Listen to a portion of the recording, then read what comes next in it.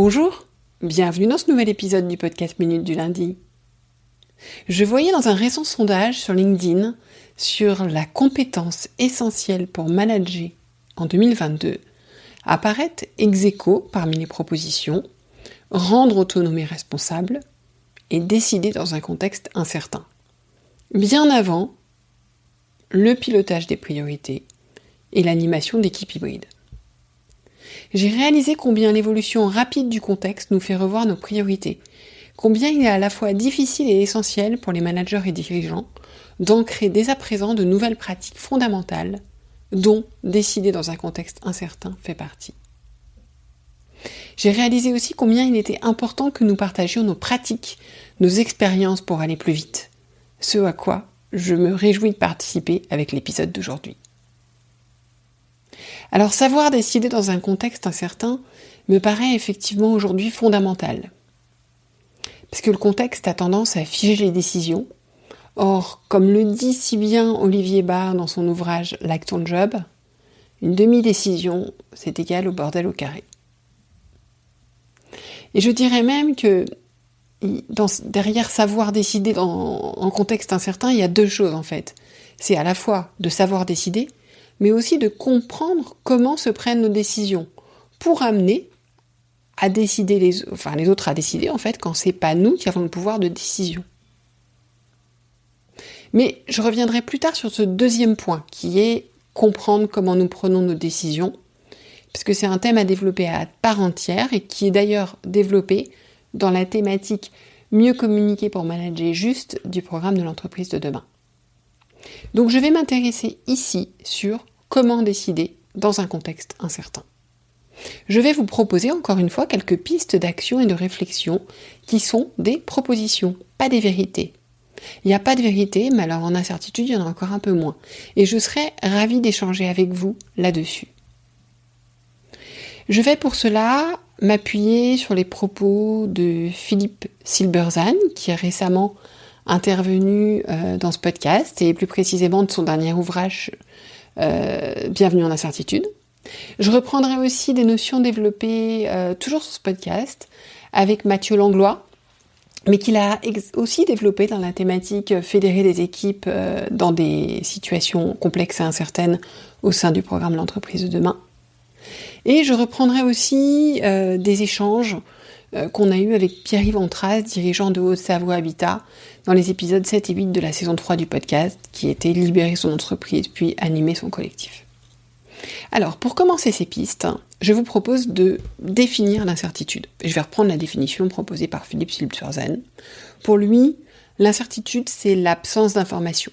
C'est des situations qui sont radicalement nouvelles pour lesquelles on n'a pas de précédent, donc pas d'historique et donc pas d'information.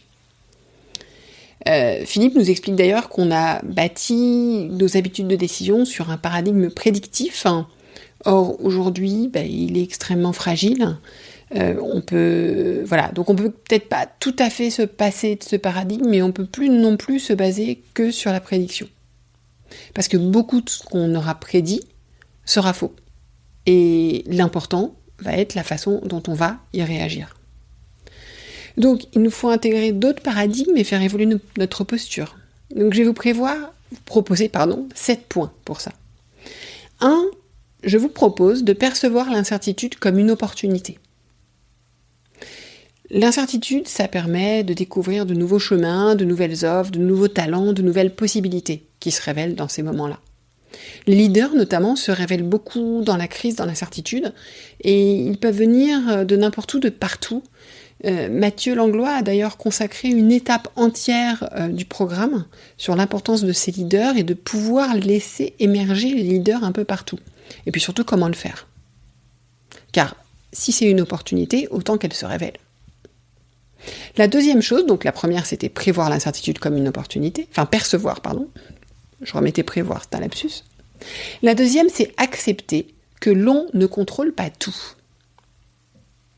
En fait, on ne peut pas contrôler ce qui se passe. Par contre, on peut contrôler ce qu'on en fait et notre réaction. Ça, on l'entend souvent. Et je crois qu'en ce moment, il faut l'avoir vraiment en tête. La troisième chose, c'est apprendre à remettre en question ces croyances qui ont pu être utiles et vraies, mais est-ce que ce que je crois est aujourd'hui devenu faux? Donc le postulat de départ, c'est de se poser cette question. D'être capable de passer en revue systématiquement ses croyances, ses modèles mentaux, comme dirait Philippe Silberzahn, et ses hypothèses. C'est vraiment une habitude à prendre, un réflexe à ancrer. Alors, on est d'accord qu'en ce moment, il y a beaucoup de fatigue, parce que c'est compliqué d'évoluer de manière ininterrompue, un peu en incertitude. Du coup, il est important de pointer du doigt le fait que c'est des opportunités de voir, de faire autrement, etc. et d'adopter une posture quelque part un peu plus entrepreneuriale, comme le dit là aussi Philippe Silberzahn.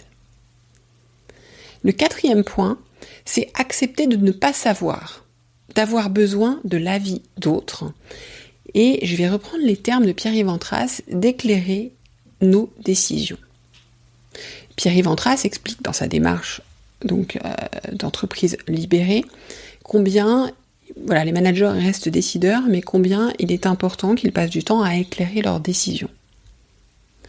Donc ça, c'est important de se dire, de conscientiser qu'on puisse ne pas savoir, de conscientiser que les décisions seront inévitablement imparfaites du fait de l'environnement, mais qu'il faut avancer, et que la bonne nouvelle, c'est qu'on est entouré de collaborateurs investis, compétents, et qui vont pouvoir nous aider.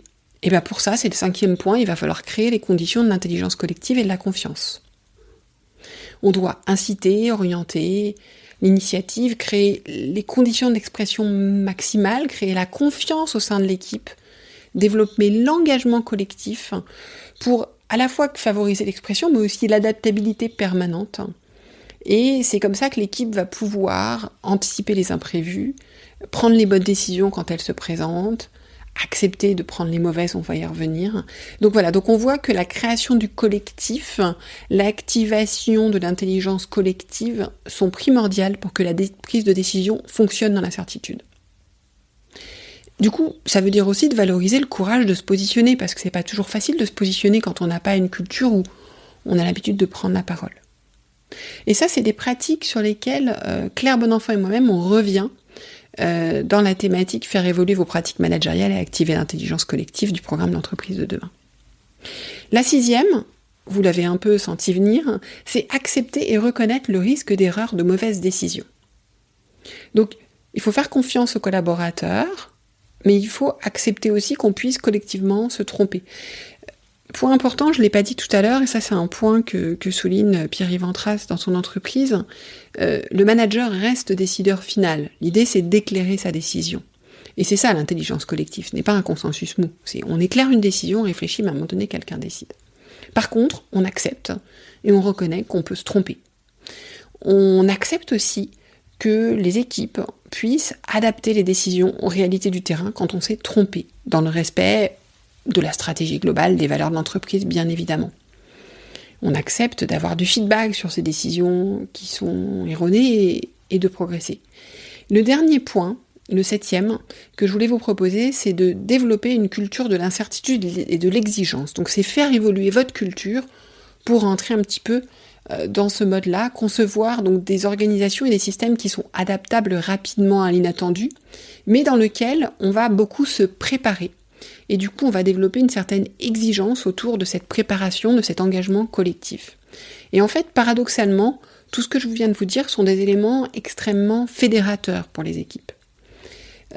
Paradoxalement, ce qu'on voit aussi dans ce que j'ai développé, c'est que finalement, ces deux compétences qui ressortaient comme prioritaires, qui étaient décidées en contexte incertain, et rendre autonome et responsable, se servent mutuellement. On le voit. Et elles servent les problématiques qu'on a aujourd'hui d'engagement, d'attractivité, de fidélisation. Donc, on va dire que c'est plutôt ça, une bonne nouvelle. Donc voilà mes propositions.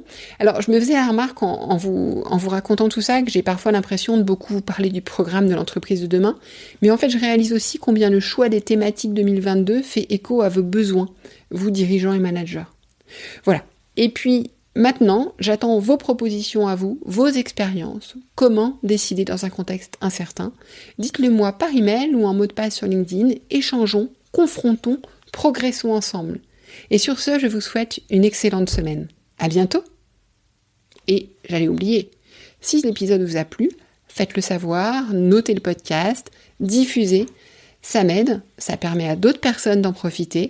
et puis ça nous permet d'en faire plus. À bientôt!